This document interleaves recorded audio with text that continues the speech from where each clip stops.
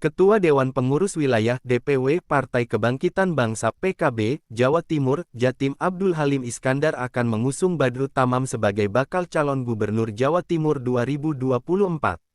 Abdul Halim Iskandar mengatakan, saat ini, Badrut Tamam sedang dirancang dan akan diusulkan nyalon gubernur Jatim 2024 oleh PKB.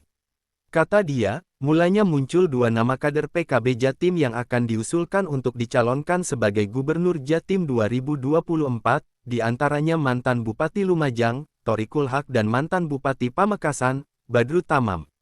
Mereka berdua ini akan diundi siapa yang layak dan maju sebagai Gubernur Jatim 2024, kata Abdul Halim Iskandar saat ditemui di Hotel Odaita Pamekasan, Sabtu, tanggal 20 Januari tahun 2024. Namun, lanjut Gus Halim, sudah banyak yang menghitung dan mengkalkulasi mengenai sosok Gubernur Jatim 2024 yang harus kembali dimenangkan oleh tokoh dari Pulau Madura untuk melanjutkan perjuangan mantan Gubernur Jatim sebelumnya yang pernah dimenangkan tokoh dari Madura, yaitu Muhammad Nur. Cerita dia, Muhammad Nur telah dilewati oleh 3 kepemimpinan Gubernur Jatim setelahnya, di antaranya, Mayor Jenderal TNI Purn. H. Imam Utomo Suparno, Dr. H. Soekarwo, dan Hovifah Indar Parawansa. Mengacu dari sejarah ini, Gus Halim memilih Badrut Tamam yang akan dicalonkan untuk maju sebagai calon gubernur Jatim 2024 dari Madura. Sudah saatnya Gubernur Jawa Timur kembali ke Madura, dan waktunya Gubernur Jatim kembali dipimpin tokoh Madura setelah Pak Muhammad Nur, tegasnya. Alasan Ketua PKB Jatim pilih Badrut Tamam nyalon Gubernur Jatim 2024. Ketua Dewan Pengurus Wilayah DPW Partai Kebangkitan Bangsa PKB, Jawa Timur, Jatim Abdul Halim Iskandar memantapkan hati memilih Badrut Tamam sebagai bakal calon gubernur Jawa Timur tahun 2024. Dipilihnya mantan Bupati Pamekasan itu karena membuat Abdul Halim Iskandar kagum dengan jiwa kepemimpinan Badrut Tamam yang visioner.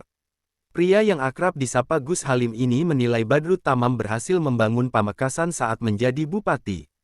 Pengamatan dia, progres pembangunan Pamekasan saat dipimpin Badrut Tamam menunjukkan perkembangan yang signifikan. Badrut Tamam ini selain kader, juga jiwa kepemimpinannya luar biasa, kata Gus Halim saat diwawancarai di Hotel Odaita Pamekasan, Sabtu, tanggal 20 Januari tahun 2024. Pria yang juga menjabat Menteri Desa, Pembangunan Daerah Tertinggal dan Transmigrasi Republik Indonesia ini mengaku pernah mencermati perbandingan kemajuan Pamekasan saat Badrut Tamam menjabat bupati dengan bupati sebelumnya. Penilaian dia, di era kepemimpinan Badrut Tamam, Pamekasan berkembang sangat pesat, karena banyak program yang digagas berdasarkan kepentingan masyarakat. Contohnya di bidang kesehatan dengan program unggulan Badrut Tamam yang dijuluki Pamekasan Callcare PCC, yang merupakan layanan kesehatan antar jemput pasien ke tempat layanan kesehatan secara gratis. Sementara di bidang pendidikan, Badrut Tamam dinilai telah banyak memberikan beasiswa santri, hingga beasiswa perguruan tinggi. Program kesehatan dan pendidikan ini kan kunci kemajuan daerah. Ini bagus banget Pamekasan menggagas program tersebut saat Badrut Tamam jadi bupati, kesannya. Tak hanya itu, di bidang peningkatan UMKM, Gus Halim menilai Badrut Tamam berhasil menciptakan banyak produk UMKM di Pamekasan yang dikenal hingga kancah internasional. Dibandingkan dengan bupati sebelumnya ia jauh, lebih bagus Badrut Tamam. Ini yang ingin kita glorifikasi dan perluas usulan ini, bukan hanya Pamekaan tapi Jawa Timur, inginnya. Bahkan Gus Halim berjanji akan mendukung penuh untuk memenangkan Badrut Tamam sebagai Gubernur Jatim 2024. Kalau maju ke Gubernur Jatim saya dukung 100%, janjinya. Golkar pilih Hovifah di Pilgub Jatim. Ketua Umum Partai Golkar Airlangga Hartarto menyerahkan surat rekomendasi calon Gubernur Jawa Timur pada Hovifah Indar Parawansa, dalam acara konsolidasi pemenangan Pilpres dan Pileg tahun 2024 yang digelar di Hotel Utami Sidoarjo, Sabtu, tanggal 23 Desember tahun 2023 sore. Di hadapan para caleg dan kader Partai Golkar surat rekomendasi itu diserahkan langsung oleh Airlangga pada Hovifah. Usai pemberian surat rekom, Airlangga juga memberikan jaket Partai Golkar pada Hovifah yang langsung dikenakan olehnya.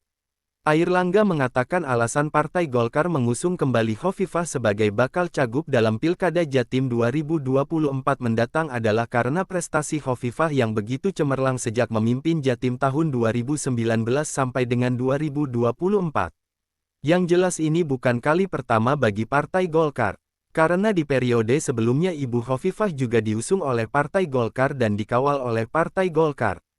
Selain itu juga karena beliau sebagai kepala daerah juga menunjukkan prestasi yang luar biasa, kata Airlangga saat wawancara dengan media.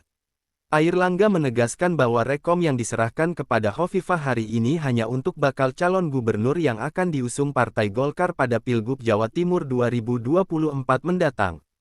Terima kasih kepercayaan dari DPP Partai Golkar terutama pada Ketua Umum Partai Golkar Airlangga Hartarto yang menyerahkan surat rekomendasi secara langsung pada kami. Ini adalah satu kehormatan tersendiri bagi kami. Insya Allah kami akan menjaga amanah ini dan akan berikhtiar semaksimal mungkin dalam proses Pilgub Jatim yang akan datang, kata Khofifah. Dengan diterimanya rekomendasi dari Partai Golkar hari ini, total Khofifah telah mengantongi 4 rekomendasi dari partai politik. Sebelum Partai Golkar, PAN lebih dulu menyerahkan surat rekom untuk Khofifah, dan disusul oleh Partai Gerindra. Selain itu Khofifah juga telah mengantongi surat rekom Partai Demokrat yang bahkan memberikan rekom lengkap untuk Khofifah berpasangan kembali dengan Emil Elestianto Dardak sebagai bacawagup yang akan diusung di Pilgub Jatim 2024 mendatang. Wallahu a'lam bishawab.